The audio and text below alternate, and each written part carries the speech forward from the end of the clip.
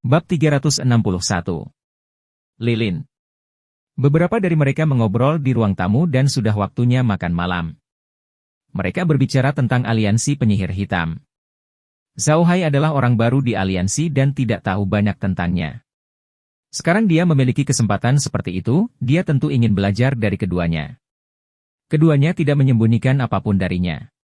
Ternyata Robby bisa bergabung dengan aliansi penyihir hitam berkat Eber. Mereka memiliki hubungan yang baik. Belakangan, saat Eber sedang ngobrol, ia mencoba menguji sikap Robby terhadap penyihir hitam. Dia tidak menyangka Robby sama sekali tidak menyukai penyihir hitam. Sebaliknya, dia tidak menyukai gereja cahaya yang sombong. Setelah banyak interaksi, Eber akhirnya berhasil mengembangkan Robby menjadi anggota aliansi. Zhao Hai mendengarkan percakapan Robby dan merasa sedikit aneh. Menurut mereka, mereka hampir menjadi anggota partai. Ini terlalu menakjubkan. Namun, situasinya tepat di hadapannya, jadi dia harus mempercayainya. Pada akhirnya, Zhao Hai mempercayainya sepenuhnya. Keduanya memberitahunya beberapa hal tentang aliansi, yang memberi Zhao Hai pemahaman yang lebih baik tentang aliansi. Saat makan malam, mereka pergi ke ruang makan, dan Fernando juga keluar untuk minum bersama mereka. Fernando kini mengerti bahwa meskipun ia orang kaya, ia tidak bodoh. Pagi harinya, dia hanya pusing karena takut api. Ketika dia kembali ke rumah dan menenangkan diri untuk memikirkannya, dia juga tahu bahwa dia telah dijebak oleh Rian. Meskipun dia tahu bahwa dia telah ditipu, dia merasa tidak enak di hatinya. Bagaimanapun, dia menderita kerugian kali ini, yang membuatnya sangat tidak nyaman. Dia baru keluar ketika Robby telah mengirim seseorang untuk meneleponnya saat makan. Setelah mereka duduk, Robby mengeluarkan anggur buah yang dimilikinya. Ibel melihatnya dan segera menghentikannya. Jangan. Simpan saja anggur ini. Hari ini, kita akan minum anggur Wales. Wales, keluarkan. Sejak Fernande hadir, Robby tidak ingin Fernande mengetahui identitas Zhao Hai, jadi dia tetap menelepon Zhao Hai Wales. Ini bukan untuk mengatakan bahwa Robby tidak ingin Fernande menghubungi Zhao Hai, tapi itu demi kebaikan Zhao Hai sendiri. Identitas Zhao Hai bukanlah sesuatu yang bisa diungkap di Kekaisaran Arkas. Semakin sedikit orang yang mengetahui identitasnya, semakin baik. Fernande tidak bodoh, tapi dia impulsif dan bisa melakukan apa saja. Jika dia memberitahu orang lain tentang identitas Zhao Hai, itu akan mempengaruhi Ivan, Ibel, dan Robby.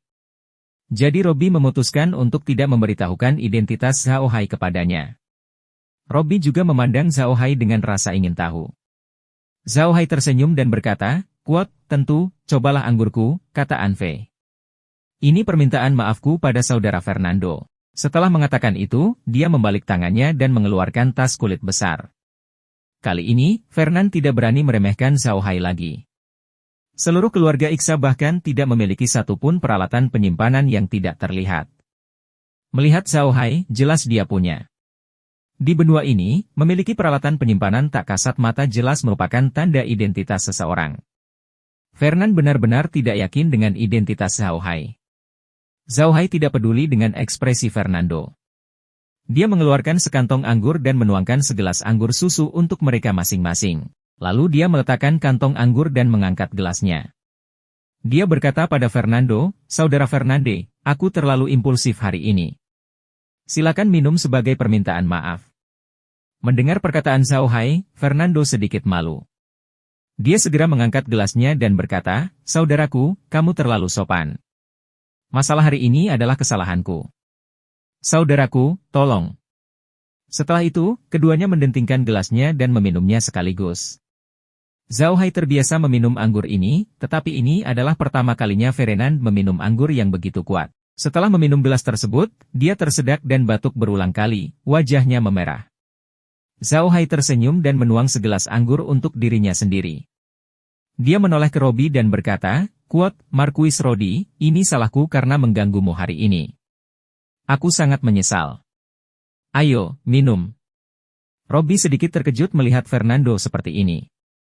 Dia tahu betul toleransi alkohol putranya. Dalam hal minum dan wanita, Fernando jelas lebih baik darinya. Fernando mabuk hanya dengan satu gelas wine. Bagaimana dia bisa baik-baik saja? Iber memandang Robby dan tersenyum. "Tidak apa-apa. Anggur ini sangat harum, tapi juga sangat kuat. Anda hanya harus berhati-hati. Jangan meminumnya seperti anggur buah dan menghabiskannya dalam satu tegukan. Minumlah sedikit demi sedikit. Ini jelas merupakan makanan lezat yang langka di dunia. Robbie memandang Ibel tak percaya. Ibel memutar matanya ke arahnya, mengambil gelasnya, dan menyesapnya. Dia tampak seperti sedang mabuk. Robbie menyesapnya dengan hati-hati, dan dia benar-benar mencicipinya. Robbie mau tidak mau menutup mulutnya dan menikmati rasanya. Setelah beberapa saat, dia membuka mulutnya dan berkata, "Anggur enak, rasanya enak." Saat itu, Fernando juga sudah menghilangkan bau alkohol.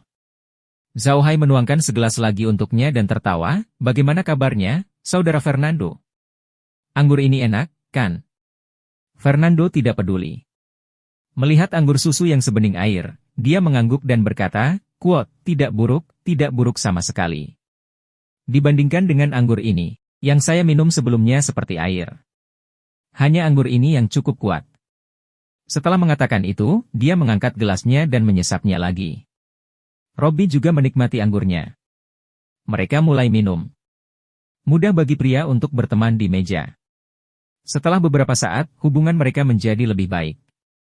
Zhao Hai dan Fernando bahkan mulai saling memanggil saudara. Makannya sangat nikmat, namun Fernando tetap tidak mau pergi ke sekolah. Setelah dimarahi Robbie, Fernando tak menganggapnya serius. Setelah makan, Zhao Hai kembali ke hotel. Dia tidak membawa Laura dan yang lainnya bersamanya, karena tidak pantas bagi mereka untuk menghadiri acara seperti itu. Begitu mereka memasuki hotel, Yilin mendatangi mereka. Zhao Hai dengan cepat membungkuk dan berkata, "Halo, Meneer Elin." "Selamat siang, Pak Wells," sapa Elin sambil tersenyum. "Ada sesuatu yang ingin aku diskusikan denganmu. Bolehkah aku bicara denganmu?" Zhao Hai terkejut, tapi dia memiliki kesan yang baik terhadap Yilin. Dia segera berkata, "Quote, baiklah, tolong, Meneer." "Tolong," Elin dengan cepat memberi isyarat. Lalu, dia mengundang Zhao Hai ke kamarnya di lantai pertama. Kamar Yilin sangat bergaya, kecuali ruang tamu besar di dalamnya. Ruang tamu bisa jadi kamar tidur, tapi pintunya tertutup, jadi Zhao Hai tidak bisa melihatnya dengan jelas. Setelah Zhao Hai diundang untuk duduk, Yilin secara pribadi menuangkan secangkir minuman sialan itu untuk Zhao Hai. Dia kemudian duduk dan berkata, "Apakah Markuis Robbie mempersulitmu ketika kamu pergi ke rumah Markuis? Jika Anda benar-benar membutuhkan sesuatu, saya dapat membantu Anda mengatasinya. Di kota Sartu, saya punya wajah." "Terima kasih, Meneer," kata Zhao Hai sambil tersenyum. "Markuis Robbie adalah orang yang sangat baik. Saya baru kembali setelah makan di rumahnya." Meskipun dia berterima kasih kepada Yilin, Zhao Hai diam-diam waspada. Sikap Yilin terlalu antusias, sama sekali tidak seperti cara dia memperlakukan tamu. Sikap ini terlalu mencurigakan. Elin mengangguk. "Ada baiknya kamu baik-baik saja. Alasan utama saya mengundang Anda ke sini adalah untuk menanyakan sesuatu. Terakhir kali, Anda minum sejenis anggur di Hotel Sheila di Kota Kas. Saya mendengar bahwa anggurnya sangat harum. Saya ingin tahu di mana Anda mendapatkannya. Apakah kamu benar-benar membelinya dari para orc?" Zhao Hai mengerti apa yang sedang terjadi ketika dia mendengar itu. Itu karena anggur susu. Tidak ada yang disembunyikan. Dia menggelengkan kepalanya dan berkata, "Meskipun anggur ini dibuat menggunakan metode anggur susu, saya telah memperbaikinya. Itu sebabnya rasanya enak." "Apa maksudmu dengan ini, Meneer?" "Jangan gugup Pak," kata Elin sambil tersenyum, "keluarga Sheila selalu ramah dalam mencari uang. Seperti ini, kami ingin membeli anggur ini dalam jumlah besar dari Anda dan menaruhnya di toko. Apakah itu mungkin?" Zhao Hai terkejut. Dia kemudian tersenyum dan berkata, "Tentu, tapi saya baru saja berbicara dengan Ebel. Semua distribusi anggur susu di seluruh Kekaisaran Arkas akan menjadi miliknya. Jika saya membelinya dari Anda, rasanya agak tidak masuk akal. Apalagi produksi wine ini tidak tinggi. Sejujurnya, tingkat produksi wine ini tidak terlalu tinggi. Satu kati anggur ini membutuhkan banyak susu. Jadi, saya khawatir wine ini tidak bisa diproduksi dalam skala besar." Yilin mengangguk. Dia juga seorang pengusaha, jadi dia secara alami memahami kesulitan Zhao Hai. Dia berkata kepada Zhao Hai, "Tuan, mengapa Anda tidak menjual anggur kepada saya? Kami tidak menjual hotel ini kepada siapapun. Kami hanya menyediakan anggur untuk tamu kami." "Berapa harganya?" Zhao Hai berpikir sejenak dan berkata, "Anda benar, Meneer. Bagaimana dengan ini? Aku akan memberimu 10.000 kati anggur susu setiap bulan. Jika produksinya naik di masa depan, maka akan meningkat. Bagaimana menurutmu?" Mata Yilin berbinar. 10.000 kati, walaupun bagi kami tidak banyak, tapi untuk saat ini sudah cukup. Saya harap Anda dapat meningkatkan produksi sesegera mungkin. Kalau begitu sudah beres. Saya ingin tahu berapa banyak pak yang ingin membayar untuk anggur susu ini? Zhao Hai tersenyum. 2 koin emas per 500 gram. Ini juga harga jual ke Ibele. Menir Elin, apakah menurut Anda itu pantas? Harganya tidak mahal, Elin mengangguk, baiklah, kalau begitu sudah beres. Kapan Anda bisa mengirimkan anggurnya? Bagaimana cara saya membayar anggurnya? Zhao Hai tersenyum. Saya akan meminta Ebel mengirimkannya dalam beberapa hari. Saya akan memberi Anda uang untuk membeli anggur dan dia akan memberikannya kepada saya. Bagaimana menurutmu? Baiklah, Elin mengangguk, kami akan melakukan apa yang Anda katakan, Tuan. Saya ingin tahu apakah Anda ingin menulis tanda terima. Zhao Hai tersenyum dan berkata, tidak perlu. Saya yakin keluarga Sheila memiliki bisnis yang besar dan mereka harus jujur dalam berbisnis. Saya tidak akan mendapat masalah apapun di sini. Meneer, Anda bisa menunggu anggur tiba dan membayar setelah barang diperiksa. Jika ada kesalahan pada barang, Anda dapat mengembalikannya kepada saya. Bagaimana menurutmu? Yilin mengangguk. Baiklah, kalau begitu sudah beres. Aku tidak akan mengganggu istirahat Xing Sheng. Tolong Pak. Zhao Hai berdiri, membungkuk pada Yilin, dan kembali ke kamarnya. Bab 362, Sedekat Saudara.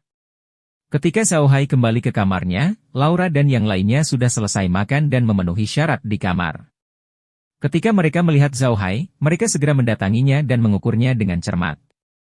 Zhao Hai merasakan rambutnya berdiri tegak saat dia buru-buru berkata, ada apa? Apa yang kamu lihat? Laura tersenyum dan berkata, untuk melihat apakah kamu baik-baik saja. Apa yang salah? Apakah Marquis Robbie melamarmu? Zhao Hai tersenyum. Tidak apa-apa. Setelah minuman ini, aku berteman dengan mereka. Mengapa mereka menjalin hubungan denganku? Oh benar, bagaimana dengan kalian? Apa kamu sudah makan? Ya, kata Laura, tapi apa yang dikatakan Robbie dan yang lainnya?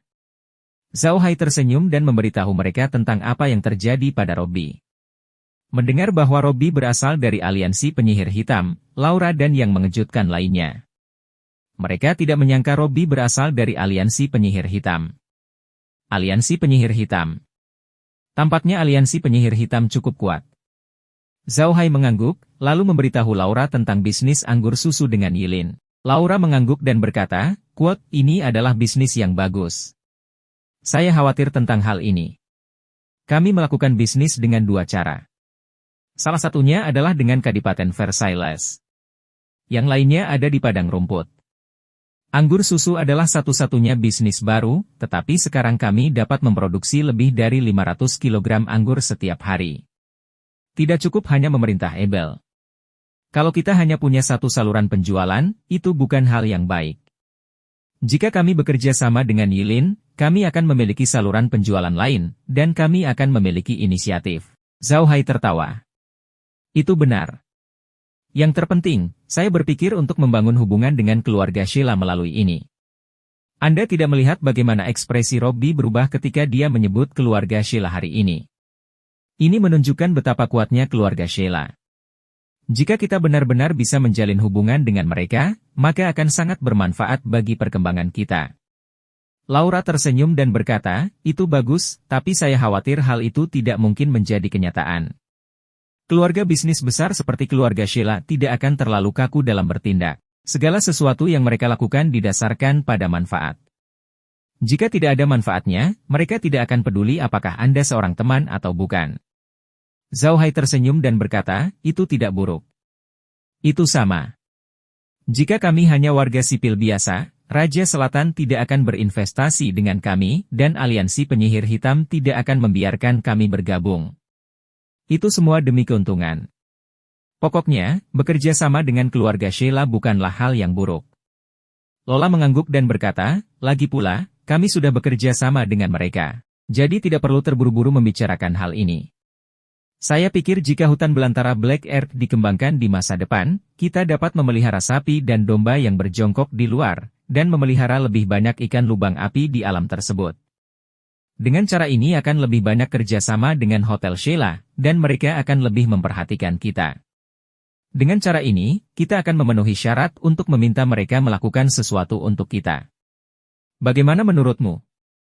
Zhao Hai tersenyum dan berkata, baiklah, ayo kita lakukan itu sekarang. Tapi sepertinya kita masih harus tinggal 1 hari lagi besok. Saya akan berbicara dengan Abel tentang situasi di sini, lalu kami akan pergi. Ngomong-ngomong, biarkan ribuan bayangan kembali ke kota Casar besok dan beritahu Paman Ivan tentang Rian. Aku tidak berani membawanya bersamaku lagi. Jika dia ingin menyakitiku lagi, aku tidak punya waktu untuk menjaganya setiap hari. Lola tersenyum dan berkata, itu bagus. Tapi menurutku Shunyi harus pergi. Shunyi ringan. Saya pikir kita bisa mengirim elang untuk membawa Shunyi. Ini saat yang tepat untuk melihat apakah elang dapat membawa orang. Kalau bisa, kita akan punya angkatan udara di masa depan. Mata Zhao Hai berbinar ketika mendengar kata-kata Laura.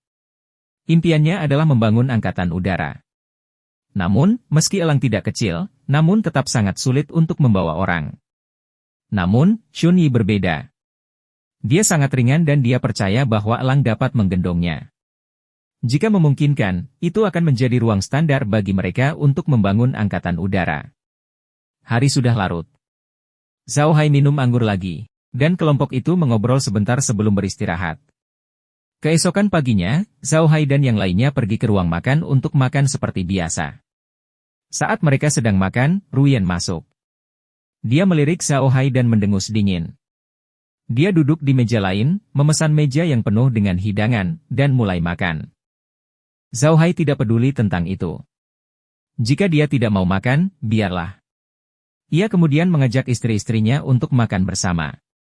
Ini adalah pertama kalinya mereka makan di meja yang sama dengan Zhao Hai di depan orang luar akhir-akhir ini. Tiba-tiba, seekor kuda meringkik dari luar pintu. Kemudian, seorang pria berlari masuk. Zhao Hai berbalik dan melihat bahwa itu adalah Fernando. Zhao Hai terkejut melihatnya. Dia tidak tahu kenapa Fernando ada di sini saat ini. Ia ingat Fernando terlalu banyak minum kemarin. Kenapa dia bangun pagi-pagi sekali? Fernando melirik orang-orang di restoran, membungkuk pada Rian, lalu berlari ke meja Zhao Hai. Dia tersenyum pada Zhao Hai dan berkata, "Kuat, saudaraku, aku sedang makan." Tepat waktu.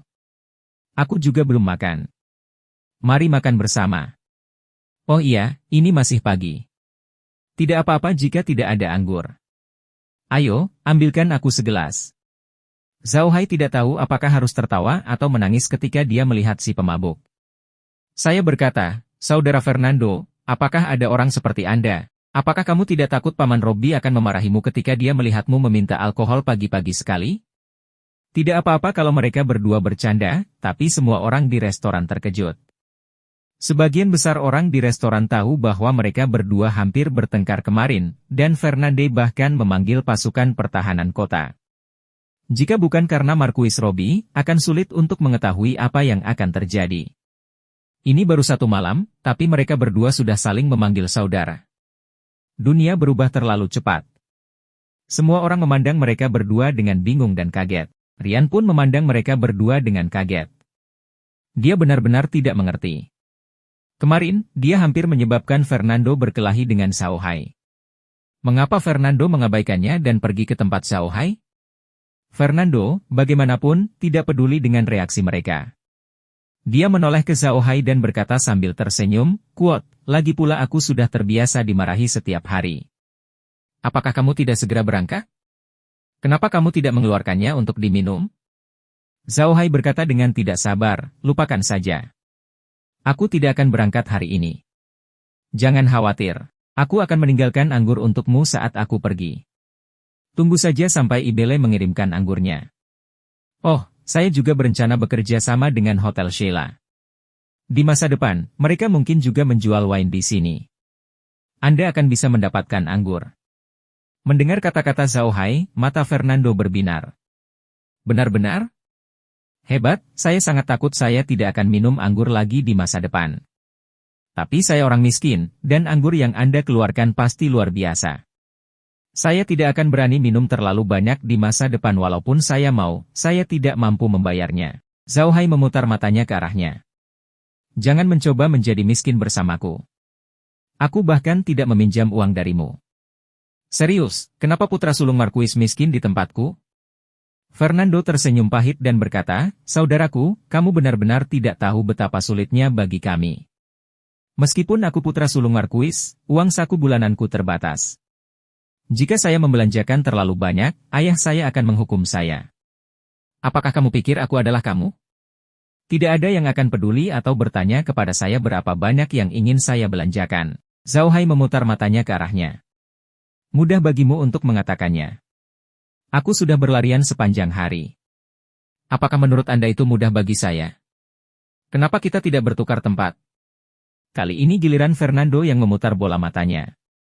Dia memutar matanya ke arah Zhao Hai dan berkata, "Kuat, pergi, berlarian. Jika aku membawa gadis-gadis cantik ini bersamaku, aku akan rela berlarian setiap hari." Zhao Hai sudah kehabisan akal. Sejujurnya, Fernando bukanlah orang jahat. Dia memiliki kebiasaan buruk yang sama dengan tuan muda dari keluarga bangsawan. Namun, dia berbeda dari tuan muda yang berkeliling berburu kecantikan. Jika dia menyukai seseorang, dia akan menemukan cara untuk menikahinya. Kalau tidak, dia tidak akan memiliki banyak istri dan selir di rumah. Bahkan jika dia ingin keluar dan bermain, dia akan menemukan wanita yang keluar dan bermain, sama seperti Rian. Secara umum, dia masih jauh dari sebanding dengan para playboy kaya sejati. Terlebih lagi, Fernando kira-kira seusia dengan Zhao Hai, dan dia telah dimanjakan oleh ibunya sejak dia masih kecil.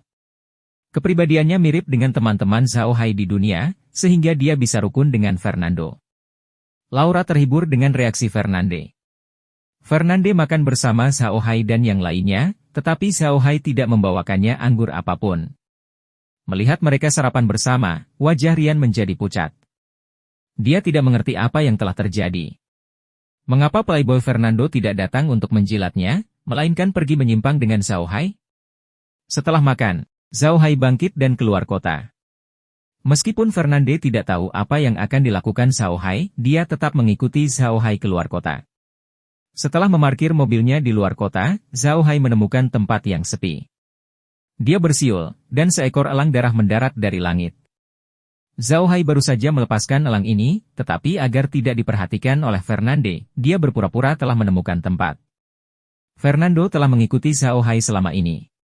Saat melihat negeri elang yang begitu tampan, dia juga sangat penasaran.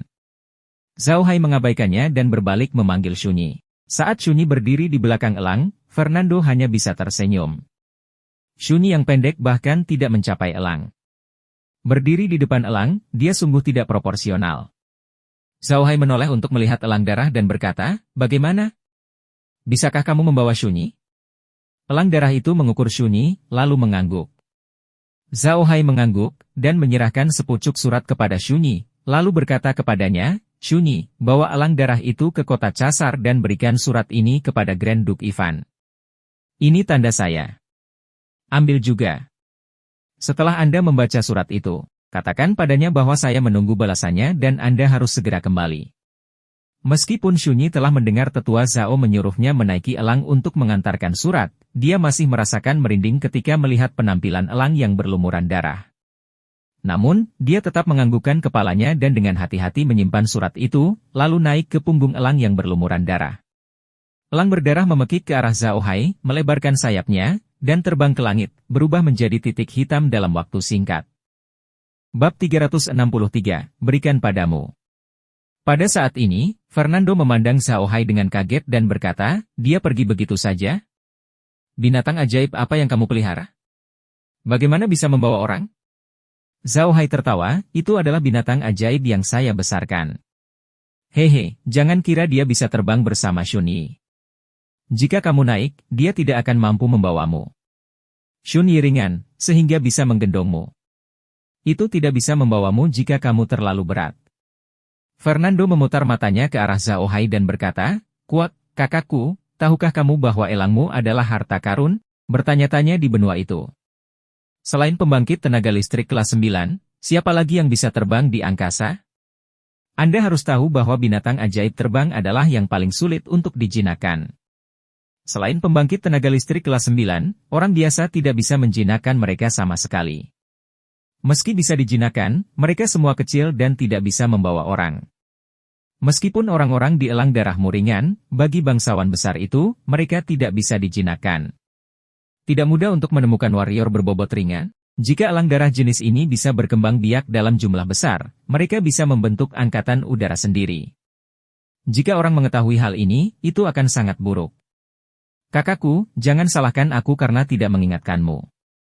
Anda tidak boleh memberitahu siapapun tentang hal ini. Apakah kamu yakin kamu tidak salah? Ada binatang ajaib yang sangat besar. Mendengar hal tersebut, Zhao Hai merasa Fernando bukanlah orang jahat. Dia benar-benar memperlakukan Zhao Hai sebagai teman. Jika tidak, Zhao Hai harus mengubah identitasnya lagi jika dia memberitahu orang lain tentang hal ini. Namun, Zhao Hai memutar matanya ketika dia mendengar bagian terakhir dari kalimatnya, "Mengapa saya berbohong kepada Anda tentang hal ini? Ini benar-benar binatang ajaib. Bagaimana kalau aku memberi satu?" Mendengar kata-kata Zhao Hai, mata Fernando berbinar. "Benar-benar? Bagus sekali, di mana dia? Ayo cepat, oh iya, binatang ajaibmu besar sekali, pasti makannya banyak. Lupakan saja, tubuh kecil kakakmu tidak tahan mereka menghisapnya." Kata-kata Fernando masuk akal. Perlu diketahui bahwa binatang ajaib di benua itu hanya bisa hidup dengan menyerap energi dari tuannya.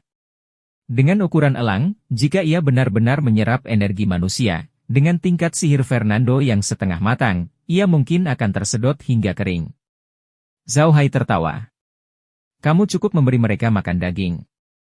Jangan bilang kamu bahkan tidak mampu memberi mereka makan daging. Kalau begitu aku akan meremehkanmu." Fernando bingung, maksudmu binatang ajaibmu makan daging? Tidak mungkin kan? Apakah ini benar-benar binatang ajaib? Zhao Hai memutar matanya ke arahnya dan berkata, "Kamu mau atau tidak? Ingat, Anda memberi makan daging, atau menunggu dia keluar dan mencari makanannya sendiri." Mata Fernando berbinar. "Ya, tentu saja aku menginginkannya. Bagaimana mungkin aku tidak menginginkan hal yang baik ini? Ini bagus. Kapan kamu akan memberikannya kepadaku?" Zhao Hai bersiul lagi, dan seekor elang darah turun dari langit. Itu sama tampaknya dengan yang sebelumnya. Zhao Hai menoleh ke Fernando dan berkata, "Saya akan memberikannya kepada Anda." Setelah itu, dia mengangguk ke arah elang yang berlumuran darah. Elang berdarah berjalan ke arah Fernando dan mengusap tubuhnya dengan mulutnya yang seperti kait untuk menunjukkan rasa sayangnya. Awalnya Fernando tidak takut dengan elang darah. Mulut besar elang darah bersinar dengan cahaya dingin, hampir sebesar kait baja. Tapi sekarang dia melihat elang darah itu tidak dalam bahaya, dia merasa lega. Sebaliknya, dia menyentuh elang darah dengan penuh semangat, tetapi elang darah tidak merespon. Tapi kemudian Fernando melihat ke arah Blue de Agle dan berkata, "Bagaimana saya bisa mengembalikan ini? Saya tidak bisa memasukkannya ke dalam gerbong, kan? Itu akan terlalu menakutkan." Zhao Hai terkekeh. "Tidak apa-apa jika kamu tidak memasukkannya ke dalam kereta. Biarkan saja dia terbang dan ikuti Anda. Begitu kami sampai di rumah Anda dapat mengatur tempat tinggalnya." Fernando menjawab dengan gembira. Dia menunjuk elang darah dan berkata dengan keras, "Terbang." Elang darah sangat patuh dan segera mengepakkan sayapnya dan terbang. "Bagus, sangat bagus," Fernando tertawa. "Elang ini sangat penurut." Saya berkata, "Wells, mengapa kamu mempunyai begitu banyak barang bagus? Bukankah menyenangkan memiliki banyak hal baik?" Zhao Hai tersenyum. "Ayo kembali. Saya masih harus pergi ke tempat Ibel untuk berdiskusi tentang wine susu. Saya hanya akan menjualnya kepadanya, tetapi Elin bersikeras, jadi saya harus menjual sebagian kepada mereka. Menurutku sebaiknya kamu berbisnis wine susu ini bersama keluargaku," kata Fernando sambil tersenyum, "bagaimana menurutmu?" "Aku akan bicara dengan ayahku." Zhao Hai memutar matanya ke arahnya. "Cukup, jangan bicara omong kosong. Saya menjalankan bisnis anggur susu dengan Anda dan saya akan membiarkan Anda meminum semuanya. Ayo pergi. Setelah mengatakan itu, dia naik kereta dan memasuki kota Sartu, langsung menuju rumah rumput musim semi. Fernando sama sekali tidak peduli dengan apa yang terjadi kemarin. Dia masih mengikuti Zhao Hai berkeliling. Zhao Hai sangat terkesan dengan kulitnya yang tebal. Dia pergi untuk berbicara dengan Abel tentang anggur susu. Abel tidak keberatan. Keluarga Sheila hanya menjualnya kepada orang yang menginap di hotel tersebut. Hal itu tidak terlalu mempengaruhi bisnisnya. Dia juga tahu bahwa penjualannya tidak akan naik sekarang. Wajar jika Zhao Hai mencari pembeli. Lebih jauh lagi, Abel tahu bahwa dia bukanlah tandingan keluarga Sheila dalam hal kekuatan. Jika Zhao Hai tidak mempertimbangkan fakta bahwa mereka berada di aliansi yang sama, dia mungkin tidak ingin bekerja dengannya. Keluarga Cheryl adalah keluarga pedagang terkenal di benua itu. Mereka bahkan mampu menangani 10.000 pon anggur sebulan, apalagi 1.000 pon. Sekarang, Zhao Hai memberi keluarga Sheila 10.000 kati anggur sebulan. Ini mungkin terdengar banyak, tapi seperti yang dikatakan Robbie, keluarga Sheila memiliki lebih dari 10.000 cabang di daratan. Jika mereka membaginya seperti ini, setiap cabang akan mendapat kurang dari 1 kati anggur.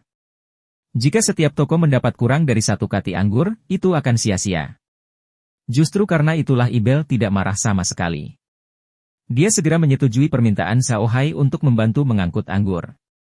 Abel punya rencananya sendiri. Jika dia membantu Zhao Hai mengangkut anggur, dia mungkin bisa lebih dekat dengan Elin. Selama Elin memberinya bisnis kecil-kecilan, dia akan kaya. Itu lebih baik daripada berada di padang rumput. Zhao Hai sangat senang melihat Abel setuju. Dia segera meminta makan di tempat Zhao Hai. Abel tidak keberatan dengan hal itu. Fernando juga tinggal untuk makan gratis. Abel sedang tidak ada urusan jadi dia hanya ngobrol dan tertawa bersama Fernando. Abel adalah orang yang cerdas dan tahu tentang sifat Fernande. Dia memiliki temperamen seperti anak kecil, dan begitu dia marah, tidak ada yang bisa mengendalikannya kecuali Robbie. Zhao Hai tahu tentang sifat Fernande, dan itulah sebabnya mereka akur. Abel mengenal Fernande lebih dari siapapun, jadi dia tidak marah padanya atas apa yang terjadi sehari sebelumnya. Fernande tidak mengambil hati sama sekali dan bahkan bercanda dengannya dari waktu ke waktu, yang mengejutkan Zhao Hai. Zhao Hai juga sangat tidak sabar dengan kepribadian Fernando. Mungkin inilah yang membuat Fernando manis. Setelah makan siang, Zhao Hai mengirim Fernando kembali ke rumah, dan Fernando terlalu banyak mabuk. Setelah tiba di rumah Robbie, Zhao Hai meninggalkan sedikit anggur susu untuk Fernande sebelum kembali ke Hotel Cheryl. Dia beristirahat dengan baik. Sekitar pukul 2 siang, Shuni kembali. Dia terlihat sangat energik. Begitu dia melihat Zhao Hai, dia menyerahkannya untuk disegel. Surat itu disegel dengan lilin, dan ditulis oleh Ivan. Zhao Hai membuka surat itu dan membacanya. Surat itu tidak banyak bicara, tapi menyuruh Zhao Hai untuk meninggalkan Rian sendirian. Terlihat jelas Ivan kecewa pada putrinya. Zhao Hai menjadi tidak sabar. Dia dan Rian tidak berhubungan baik. Jika Rian menyebabkan dia lebih banyak masalah, akan sulit baginya untuk mengatasinya. Zhao Hai tidak keberatan membunuh orang lain, tapi dia tidak tahu apa yang harus dilakukan dengan Rian. Tidak peduli apapun, Rian adalah putri Ivan, dan mereka berhutang budi padanya. Zhao Hai tidak dapat menerima pembunuhan putrinya. Zhao Hai sudah kehabisan akal. Dia hanya bisa mengatakan bahwa dia tidak mampu menyinggung perasaan wanita ini. Dia bisa bersembunyi darinya, tapi melihat ekspresi Rian, sepertinya dia benar-benar menempel pada Zhao Hai. Dia tidak meninggalkan Sartu. Begitu pula Rian. Dia hanya menunggu di sini, membuat Zhao Hai sangat tidak sabar. Setelah istirahat malam yang nyenyak, Zhao Hai dan yang lainnya berangkat keesokan paginya setelah sarapan. Seperti yang diharapkan Zhao Hai, Ruyen dan yang lainnya mengikuti Zhao Hai dari dekat, yang membuatnya sangat tidak sabar. Yang mengejutkan mereka, begitu keluar dari Sartu, mereka melihat 2 mobil terparkir di pinggir jalan, satu milik Abel dan satu lagi milik Fernando. Begitu mereka melihat kereta Zhao Hai, Eber dan Fernando segera mendatanginya. Zhao Hai juga turun dari kereta dengan cepat. Eber memandang Zhao Hai dan tersenyum. Perjalanan ini tidak akan dekat, jadi kamu harus berhati-hati. Saya telah menerima surat saya. Ketika Anda mencapai kota Tianshui, serahkan saja surat itu kepada tuan kota. Zhao Hai mengangguk. Iber tidak mengatakan apapun. Ada terlalu banyak orang di sini, dan tidak nyaman untuk berbicara banyak. Bagaimanapun, Iber sudah memberikan perintahnya. Fernando memandang Zhao Hai, dan matanya sedikit merah. Itu bukan salahnya. Teman-teman yang dia temui di masa lalu tidak cocok dengannya karena identitasnya atau karena statusnya. Zhao Hai tidak peduli dengan identitasnya. Meskipun mereka tidak pintar, dia memiliki banyak barang bagus di tangannya, seperti anggur dan elang. Dia dan Fernando bisa dianggap berhubungan baik. Tidak mudah menemukan teman seperti itu. Fernando menampar bahu Zhao Hai dan berkata, "Weiers, aku tidak seperti kamu, yang berkeliling dunia. Hal terbaik yang dapat saya lakukan dalam hidup saya adalah menjadi raja di sebidang tanah kecil ini. Sesampainya di sana, jika Anda menemukan sesuatu yang bagus, awasilah. Oh, dan kali lain kamu datang, keributan untuk meninggalkan lebih banyak anggur untukku." Zhao Hai sangat marah sehingga dia menepis tangannya dan berkata, "Pergi, apakah kamu merindukanku atau anggurnya? Aku belum pernah melihat orang sepertimu." "Baiklah, saya pasti akan datang ketika saya punya waktu." Fernando tidak keberatan. Dia menyedot dan mengeluarkan lambang dari mobil. Dia menyerahkannya kepada Zhao Hai dan berkata, "Lencana ini adalah lambang keluarga Iksa. Jika kamu memakainya berarti kamu adalah anggota keluarga Iksa. Kemarin, ayahku mengumumkan namaku kepada kekaisaran. Meskipun aku tidak memiliki gelar bangsawan apapun, lencana ini terkadang masih berguna. Jika keluarga Versailles mengambil kembali lencana Anda dapat menggunakan ini." Bab 364. Perpisahan. Mendengar ini, hati Zhao Hai menghangat. Meskipun Fernando impulsif dan sombong, dia masih cukup memperhatikan teman-temannya setelah mereka berteman. Dia melihat hubungan Zhao Hai dan Rian tidak baik dan takut keluarga Versailles akan mengambil kembali gelarnya karena Rian.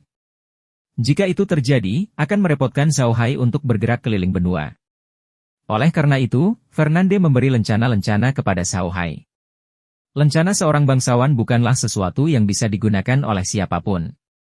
Umumnya, hanya anggota keluarga dekat dari keluarga bangsawan yang dapat menggunakannya. Siapapun yang dapat menggunakan lencana ini harus melapor ke kekaisaran dan mendaftar. Zhao Hai tahu bahwa Fernando tidak mungkin mengetahui teknisnya dengan Ivan. Dia melakukan ini demi kebaikan Zhao Hai sendiri. Lencana seorang bangsawan tidak boleh digunakan dengan santai. Ada banyak masalah yang terlibat. Misalnya, jika Zhao Hai menggunakan lencana keluarga Iksa untuk melakukan sesuatu yang buruk, keluarga Iksa akan bertanggung jawab. Jika perhitungan skor keseluruhan, semua hal ini akan dimasukkan. Situasi ini berbeda dengan situasi Zhao Hai di mana Ivan dianugerahi gelar bangsawan. Meskipun Zhao Hai bertanggung jawab atas Ivan, Zhao Hai memiliki gelarnya sendiri dan merupakan eksistensi independen. Jika Zhao Hai melakukan kesalahan, Ivan memiliki hak untuk menghadapinya, dan kekaisaran tidak akan melanjutkan masalah tersebut. Itu benar-benar berbeda dengan menggunakan lencana keluarga. Zhao Hai mengambil lencana itu dan menyimpannya dengan hati-hati. Lalu dia menampar bahu Fernando dan berkata, "Quote, Saudara Fernando, kamu harus berhati-hati. Jika ada sesuatu yang penting, kamu bisa menulis surat dan memberikannya kepada elang darah yang kuberikan padamu. Dia akan menemukanku dan memberiku surat itu." Fernando mengangguk dan memeluk Zhao Hai erat-erat. Zhao Hai membalas pelukannya dan kemudian mereka melepaskannya. Zhao Hai berbalik dan bersandar pada Ibele, lalu berbalik dan masuk ke dalam mobil. Dia melambai pada keduanya dan pergi. Saat mobil Zhao Hai menghilang di kejauhan, Ivan menghela nafas. "Quote, ini adalah seekor elang," dan hatinya memenuhi seluruh langit. Fernando tersenyum. "Ya, ini adalah elang. Senang rasanya memiliki teman seperti itu. Paman Ibel, ayo ke rumahku. Wales meninggalkanku banyak anggur. Ayo pergi dan minum." Ibel tertawa. "Lupakan. Orang tua sepertiku tidak bisa minum bersamamu. Anda bisa kembali dan minum perlahan. Saya harus senang dengan rekeningnya." Fernando terkekeh. "Kamu sama seperti ayahku. Anda selalu memiliki banyak hal untuk ditangani. Sungguh membosankan. Kalau begitu aku akan pergi." merekomendasikan aku kembali dan meminum anggur yang ditinggalkan Wales. Karena itu, dia naik kereta dan menuju kota. Iber memandang Fernande dan tersenyum pahit. Kamu menjalani kehidupan tanpa beban, tapi aku tidak tahu berapa lama kamu bisa hidup seperti itu. Karena itu, dia juga naik ke gerbong dan berbalik untuk pergi. Zhao Hai sedang duduk di dalam mobil, memegang lencana yang diberikan Fernando kepadanya.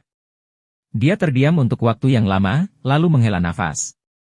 Sejujurnya, pertemuan pertamanya dengan Fernando bukanlah pertemuan yang membahagiakan, namun kini tampaknya pertemanan ini layak untuk dilakukan. Laura dan yang lainnya juga mendengar percakapan antara Zhao Hai dan Fernande. Mereka tidak menyangka Fernande begitu setia. Laura melihat lencananya dan berkata, saya benar-benar tidak dapat mengatakan bahwa Fernande adalah orang yang temperamental. Zhao Hai tersenyum dan melepaskan lencananya. Dia mengeluarkan peta dan meletakkannya di atas meja di dalam mobil. Dia melihat tanda di peta dan berkata pada Laura, "Kuat, tanda ini adalah benteng Ibel. Saya pikir kita harus mengatur waktu untuk mengirimkan anggur susu kepadanya sesegera mungkin." Lola mengangguk. Mereka semua melihat peta. Itu tidak buruk. Peta itu sangat detail. Jelas terlihat seberapa jauh suku tersebut dari benteng kavaleri besi keluarga Iksa dan arah tujuan mereka. Nama suku, bendera, dan nama kontak mereka juga tertulis dengan jelas. Mereka tidak mungkin menemukan tempat yang salah. Zhao Hai melihatnya dan menoleh ke Laura. Menurut kalian apa yang harus kita lakukan sekarang? Saya pikir kita harus mengirim elang untuk membawa tongkat roh jahat itu kemari. Saat kita sampai di padang rumput, kita tinggal mengirimkan kereta dan mengirimkan anggurnya. Apa yang kalian pikirkan? Lola mengangguk dan berkata, itu yang terbaik. Kami tidak akan menarik perhatian, tapi kami tidak bisa begitu saja memanfaatkan makhluk undead. Saya pikir lebih baik mengirim seseorang. Bagaimana dengan 1000 bayangan? Zhao Hai tersenyum. Itu bagus. Mari kita lepaskan ribuan bayangan. Lagi pula mereka harus kembali ke ruang asal untuk beristirahat di malam hari. Ini bukan perjalanan yang panjang. Setelah berdiskusi, Zhao Hai memanggil Suaning ke dalam mobil dan memberitahunya tentang hal itu. Suaning tidak tertarik dengan hal itu. Meski dingin, dia pernah ke padang rumput sebelumnya. Kali ini, dia tidak akan lama berada di sana. Dia bisa kembali segera setelah dia menyelesaikan bisnisnya, jadi dia tentu saja setuju. Tanpa sepengetahuan Rian, seekor elang telah terbang ke langit dan terbang ke arah Prairie. Mereka masih sangat dekat dengan Prairie, sehingga elang mencapai Prairie dalam waktu lebih dari 2 jam. Zhao Hai segera mengeluarkan keretanya. Total ada 10 gerbong, dan masing-masing gerbong diisi dengan kantong anggur. Jumlah total anggurnya tepat 11.000 pon. Suaning kemudian pergi ke padang rumput melalui alam dan mengambil alih gerbong. Dia kemudian menuju ke benteng Ibel. Zhao Hai telah menemukan manfaat memiliki cair. Dengan cair, dia hampir bisa melepaskan tongkat roh jahat itu. Seolah-olah dia mempunyai 2 tongkat roh jahat. Dia bisa melepaskan salah satunya, dan dia masih memegang satu di tangannya. Hari itu berlalu dengan cara yang membosankan. Tak lama kemudian, mereka bermalam di kota kecil. Kali ini, mereka tidak menemui masalah apapun. Ruyen berperilaku baik dan bahkan tidak mengganggu Zhao Hai dan yang lainnya. Zhao Hai tidak bisa berkata apa-apa. Dia tidak akan keberatan jika Rian mengikutinya. Meskipun Zhao Hai ingin pergi, dia merasa tidak enak ketika memikirkan surat Yuan. Dia tidak punya pilihan. 3 hari berikutnya damai. Pada hari ketiga, Suaning menemukan suku dan orang yang disebutkan oleh Ebel. Dia menyerahkan anggur susu kepada orang itu. Namun, Suaning tidak mendapatkan uangnya kali ini. Dia harus menunggu sampai bulan depan. Ini juga yang disetujui Zhao Hai dengan Ibele. Setelah mengirimkan barangnya, Suaning kembali. Meskipun Suaning telah menghilang selama beberapa hari, Rian dan yang lainnya tidak mengatakan apapun. Sekarang, Zhao Hai dan Rian jarang berbicara. Semua orang hanya menundukkan kepala dan bergegas dalam perjalanan. Semuanya baik-baik saja. Setelah berjalan sekitar setengah bulan, mereka telah sampai di pusat kerajaan Arkas. Zhao Hai bahkan lebih berhati-hati di sini. Dia hanya akan bepergian setiap hari. Sekalipun mereka melewati kota besar, mereka tidak akan berhenti lama-lama. Mereka hanya akan menginap 1 malam sebelum berangkat. Zhao Hai mengira Ruian ingin tinggal di kota selama 2 hari, tapi dia tidak menyangka Ruian bisa menahannya. Dia mengikuti mobil Zhao Hai dengan diam-diam, yang membuat Zhao Hai sedikit tidak nyaman. Kali ini, Zhao Hai dan yang lainnya tidak berencana pergi ke ibu kota Kekaisaran Arkas. Disitulah Zhao Hai pernah tinggal di masa lalu. Terlalu banyak orang yang mengenal Zhao Hai dengan baik. Meskipun staf roh jahat dapat membantunya merias wajah, dia tidak pergi ke sana untuk berhati-hati. Setelah berjalan sekitar 10 hari, mereka akhirnya sampai di perbatasan antara Kekaisaran Arkas dan Kekaisaran Roson, Pegunungan Klan. Pegunungan Karan adalah pegunungan terbesar di benua ini. Pegunungan ini membentang hampir di seluruh benua dan merupakan cakrawala antara Kekaisaran Arkas dan Kekaisaran Roson. Itu seperti tanah terlantar hitam dan Kadipaten Versailles, hanya dihubungkan oleh sebuah ngarai. Ngarai ini adalah satu-satunya jalan yang menghubungkan Kekaisaran Roson dan Kadipaten Versailles, dan secara bercanda disebut sebagai jalur penyelamat oleh orang-orang. Namun, berbeda dengan situasi di tanah terlantar hitam, di Pegunungan Karan, selain jalur penyelamat ini, terdapat banyak jalan kecil di gunung tersebut. Jalan kecil ini digunakan para pedagang untuk menyelundupkan barang. Setiap hari, banyak geng kuda melewati jalan kecil ini untuk melintasi gunung untuk memasuki Kekaisaran Arkas atau Kekaisaran Roson. Zhao Hai dan yang lainnya memahami situasi ini, tetapi mereka tidak pernah berpikir untuk melintasi gunung dan mengambil jalan kecil. Mereka berencana untuk mengambil jalan utama menuju Kekaisaran Roson. Dalam hal ini, mereka hanya bisa melewati jalur penyelamat. Jika mereka melewati jalur penyelamat, mereka harus melewati 2 benteng di kedua sisi jalur penyelamat. Salah satunya adalah benteng angin dingin di Kekaisaran Arkas, dan yang lainnya adalah benteng 100 pertempuran di Kekaisaran Roson. Zhao Hai bersiap untuk beristirahat di benteng Hanfeng selama 2 hari sebelum berangkat. Setelah melakukan perjalanan berhari-hari, mereka butuh istirahat yang cukup. Benteng angin dingin sangat besar. Tingginya 200 kaki dan terbuat dari batu kapur. Ada 6 gerbang di utara dan selatan. Gerbang terluas memiliki lebar lebih dari 20 meter dan tinggi 10 meter. Gerbang yang lebih kecil memiliki lebar 12 meter dan tinggi 8 meter. Pintu gerbangnya terbuat dari kayu ulin dan besi mentah yang sangat kuat. Ada 100.000 tentara yang ditempatkan di sini sepanjang tahun. Pasukan ini adalah resimen kavaleri binatang ajaib yang terkenal di Kekaisaran Arkas. Kavaleri yang digunakan dalam resimen ini semuanya ditangkap dari Pegunungan Klan. Ada binatang ajaib yang tak terhitung jumlahnya di Pegunungan Klan, dan dikatakan bahwa bahkan ada binatang ajaib kelas 9, tapi tidak ada yang pernah melihatnya. Justru karena ada begitu banyak binatang ajaib di Pegunungan Klan sehingga sulit bagi pasukan besar biasa untuk melintasi pegunungan.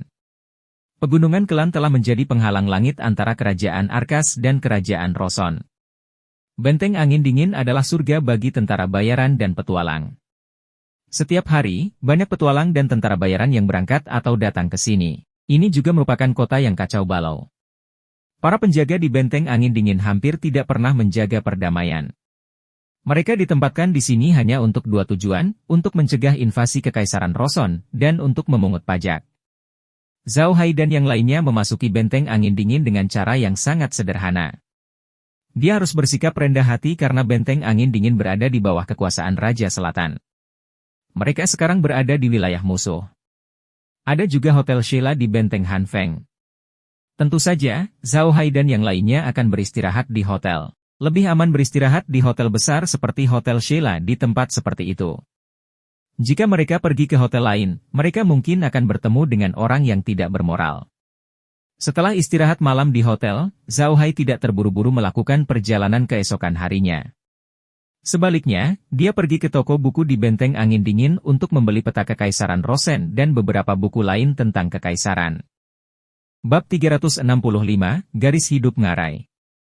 Zhao Hai bukan satu-satunya yang belum pernah ke Kekaisaran Roson. Apalagi Laura dan yang lainnya belum ada di sana. Oleh karena itu, jika mereka ingin pergi ke sana, mereka harus memahami tempatnya.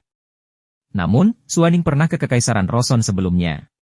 Dia telah mengembara di sana selama beberapa waktu sebelum datang ke Kekaisaran Arkas, jadi dia memiliki pemahaman tertentu tentang Kekaisaran Roson. Zhao Hai meminta Suaning untuk melupakan situasi di Kekaisaran Luosen. Wilayah Luosen adalah negara paling kuat di benua ini. Ia memiliki 150.000 tentara yang ditempatkan di 100 benteng pertempuran sepanjang tahun. Di antara mereka, 50.000 dipasang pada binatang ajaib, dan 100.000 adalah prajurit infanteri. Pasukan infanteri berat Kekaisaran Luosen jelas merupakan salah satu prajurit terkuat di benua ini. Mereka tidak akan dirugikan bahkan jika mereka menangani layanan secara langsung. Sihir merupakan hal yang lazim di kerajaan Rosen, dan pasukan mereka dijaga oleh para penyihir sepanjang tahun. Ada juga banyak penyihir hitam yang bertugas di Angkatan Darat. Mungkin karena alasan inilah para penyihir hitam di Kekaisaran Rosen tidak ditindas seperti di negara lain. Kekaisaran Rosen layak disebut sebagai kekuasaan paling kuat di benua ini. Ia menghadapi lautan dari timur ke barat, dan angkatan lautnya juga sangat terkenal di benua itu. Ia meliputi Kekaisaran Arkas di utara dan Kekaisaran Leon di selatan, dan luas daratannya 7 kali lipat luas Kekaisaran Arkas. Mudah untuk membayangkan betapa besarnya kekaisaran itu. Lingkungan kerajaan Rosen di bumi juga unik. Gunung Akaya berada di selatan, yang juga merupakan wilayah binatang iblis, dan hanya ada satu jalan menuju Kekaisaran Leon. Gunung Kelan berada di utara, dan hanya ada satu jalan menuju Kerajaan Arkas. Lingkungan geografis yang demikian membuat mereka sulit diserang oleh negara lain. Karena itulah orang-orang Kekaisaran Rosen mengembangkan kepribadian yang angkuh.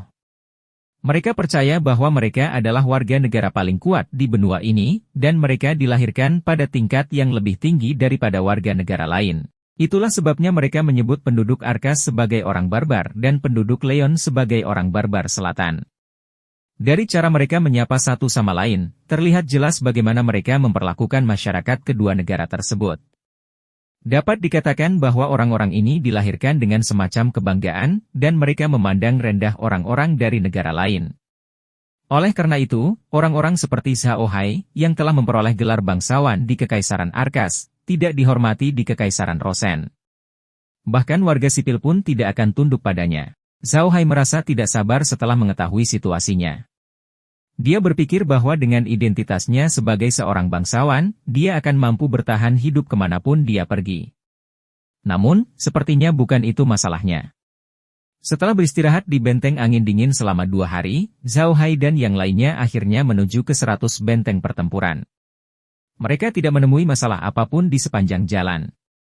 Jika mereka mengatakan bahwa rute di benua itu adalah yang tersibuk, itu pasti akan masuk dalam 10 besar jalur penyelamat. Meskipun gerbang benteng angin dingin sangat lebar, orang-orang masih harus mengantri untuk meninggalkan kota setiap hari karena terlalu banyak orang.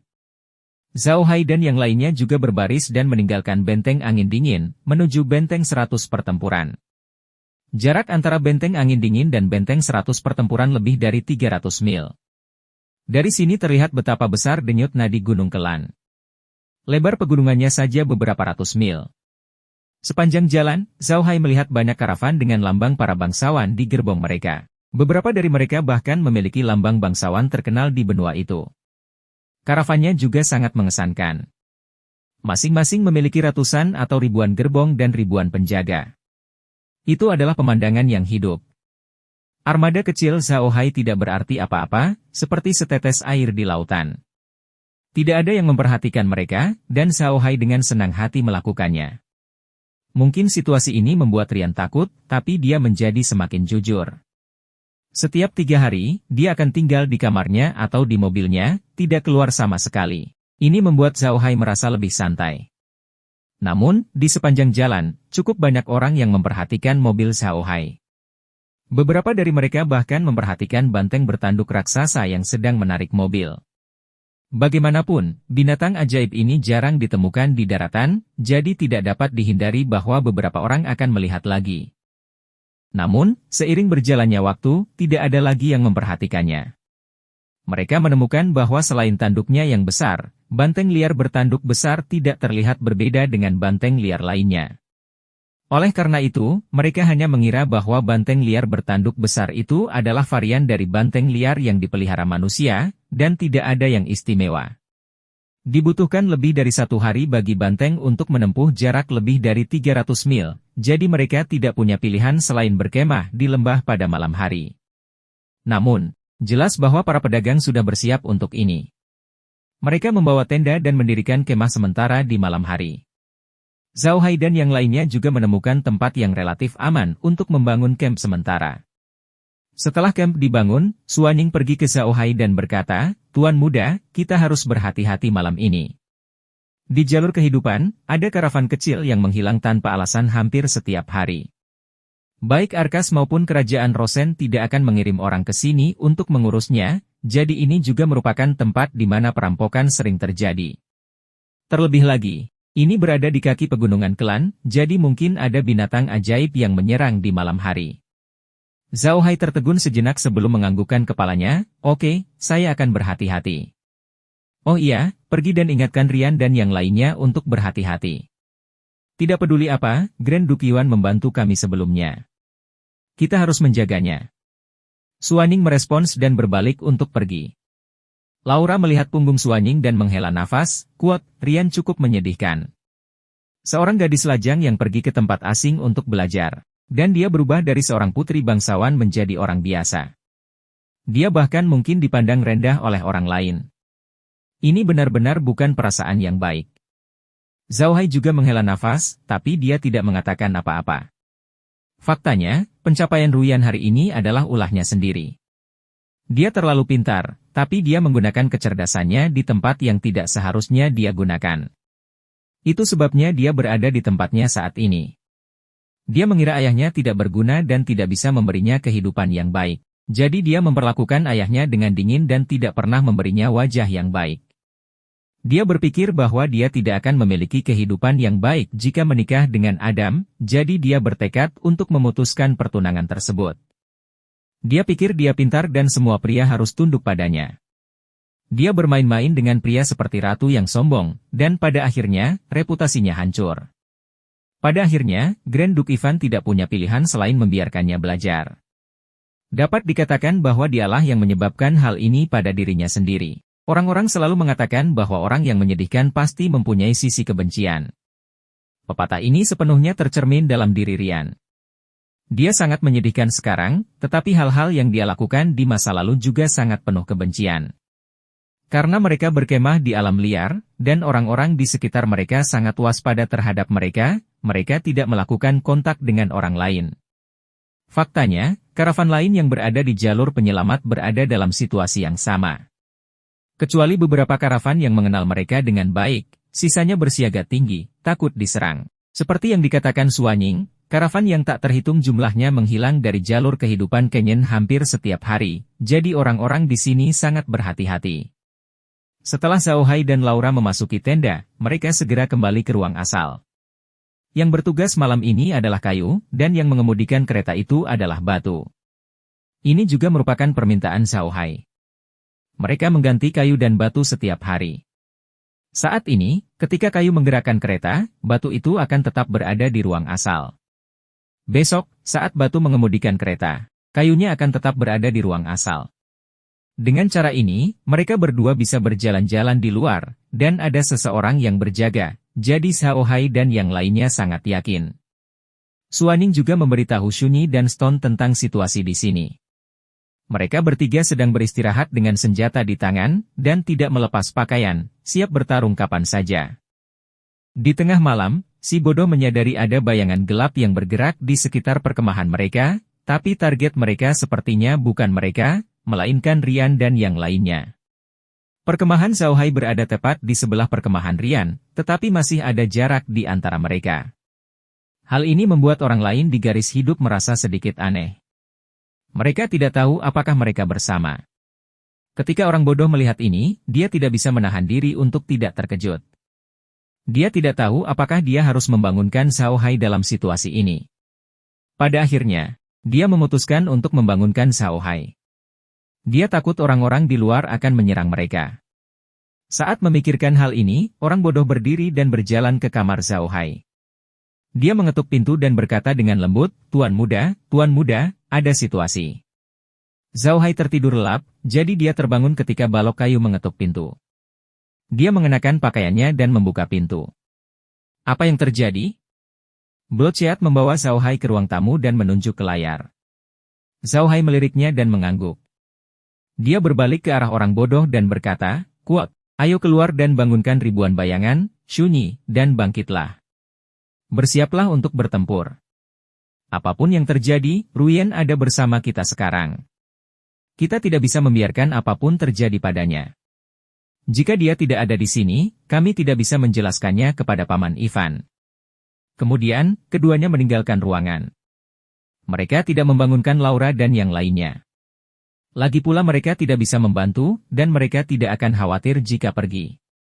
Untuk menghadapi situasi hari ini, Suanying, Shunyi, dan Shishi tidak pergi ke medium untuk beristirahat, melainkan beristirahat di tenda di luar medium. Zhao Hai dan yang lainnya muncul di tenda Suanying. Begitu mereka muncul, Suanying dan yang lainnya bangun. Ketika mereka bertiga melihat bahwa itu adalah Zhao Hai, mereka mengambil senjata mereka. Suanying bahkan berbisik, "Tuan muda, bagaimana situasinya?" Zhao Hai mengangguk. "Beberapa orang akan datang. Tapi batu giok Jepang mungkin milik Ruyen. Shunyi, pergi dan beritahu Ruyen dan yang lainnya. Beritahu mereka untuk bersiap." "Ya," jawab Shunyi. Sosoknya berkedip dan dia menghilang dari tenda. Zhao Hai dan yang lainnya tidak melihat bagaimana dia pergi, bahkan penutup tenda pun tidak. Zhao Hai menarik proyeksi kamera pengintai dan kelompok itu melihatnya dengan cermat. Rombongan yang datang sepertinya bukan dari kelompok pedagang, melainkan dari pegunungan. Mereka juga datang dari arah pegunungan Klan. Ada sekitar 700 orang. Dari pakaian mereka, terlihat bahwa mereka mungkin adalah tentara bayaran. Mereka semua mengenakan pelindung kulit dan senjata yang tidak standar. Jelas sekali bahwa mereka telah menggunakannya sejak lama. Bahkan ada beberapa senjata yang rusak, namun belum diganti.